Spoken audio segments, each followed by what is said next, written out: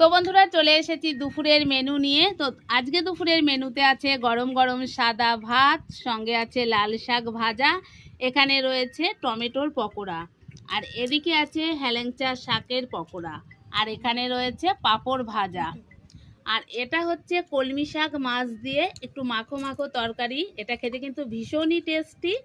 আর এদিকে রয়েছে কাতলা মাছের ঝোল, আর এখানে রয়েছে হচ্ছে টমেটোর চাটনি, আর রয়েছে সিমুইয়ের পায়েস। তো আজকে দুপুরে কিন্তু আমি আমার মাসির বাড়িতে দুপুরের মানে লাঞ্চটা করছি। তো তোমরা কে কে হেলেঞ্চা শাকের পকোড়া খেয়েছো সেটা কমেন্ট করে জানিও।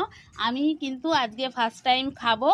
আর আমার মাসির হাতের এই রান্নাটা কিন্তু দারুণ খেতে, আমি খেতে চেয়েছি বলে মাসি রান্না করেছে। তো এই হচ্ছে আজকে দুপুরের আমার মেনু, মানে খাবার লাঞ্চ। তোমরা কি দিয়ে খেয়েছো কমেন্ট করে জানিও। তো চলো এখনকার মতো টাটা।